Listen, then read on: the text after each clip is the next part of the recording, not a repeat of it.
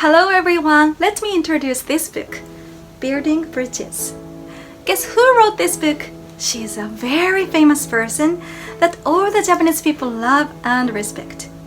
Who is it? The answer is Her Majesty Empress Emerita Michiko. In September 1998, she delivered a speech on videotape at the Congress for Children's Books. This is a book of her speech. As she spoke in English at that time, it is a bilingual book. From this side, you can read her speech in English, and from the other side, you can read the Japanese translation. Here it is. Of course, you can listen to her speech on YouTube. Empress Emerita Michiko's English is so beautiful and elegant. Please check it out later. Both Empress Emerita Michiko and Emperor Emeritus Akihito have been loved by people in and out of Japan. They are popular among my young students too. They say, their smiles are so nice, or they have visited many disaster-stricken areas, talked to the victims, smile at them and encourage them how kind they are. It's not only inside Japan. Just after the World War II, many Dutch and British people used to have anti-Japanese sentiment due to the power problems. However, their attitude gradually changed and began to welcome Japan because they were touched by the way the former emperor and empress paid a visit to the Netherlands and Britain, communicate with the local people there, laid a wreath at the monument, and prayed silently, gave an apology with sincerity. The other day in my reading vlog, when I talked about 僕はイエローでホワイトでちょっとブルー, I said empathy is really important. And I believe Empress Emerita Michiko and Emperor Emeritus Akihito are the people of empathy. Bible says, rejoice with those who rejoice, mourn with those who mourn. The former sounds rather easy, but isn't it hard to mourn with those who mourn? How can the former Empress Michiko and Emperor Akihito put themselves in the other people's shoes and feel considerate of people's feelings? You can find a hint in this book. In this book, Empress Emerita Michiko has described her own childhood. The war broke out around the time she entered elementary school. It was in 1941.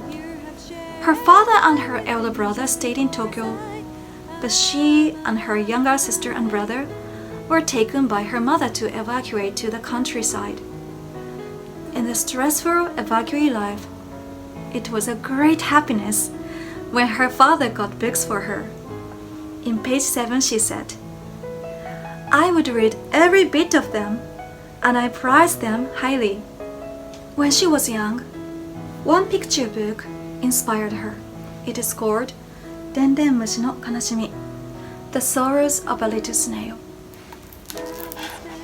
One day, a little snail realized that he has a shell filled with sorrow.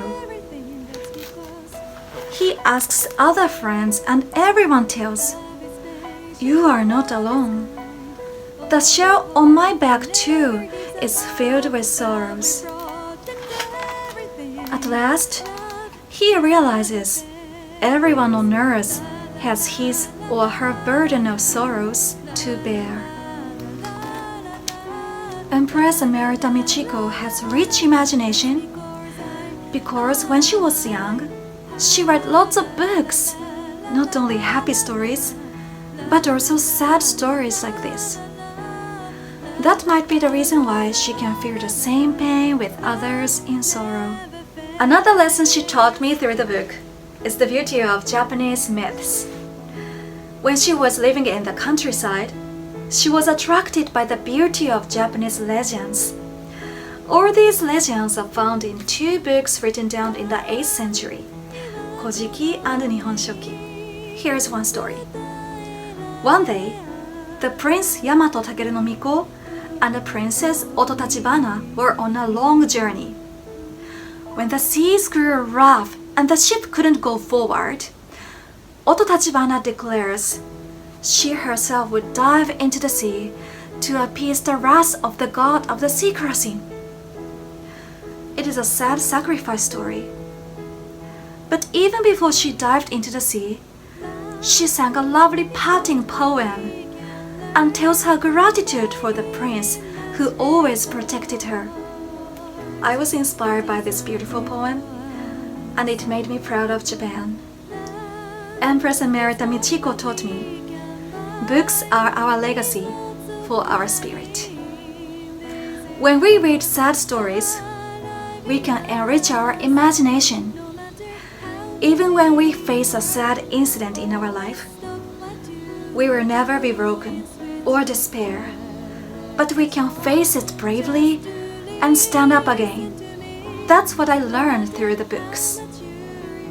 Probably, Empress Emerita Michiko knows how to let the pains and sorrows feed her own spirit.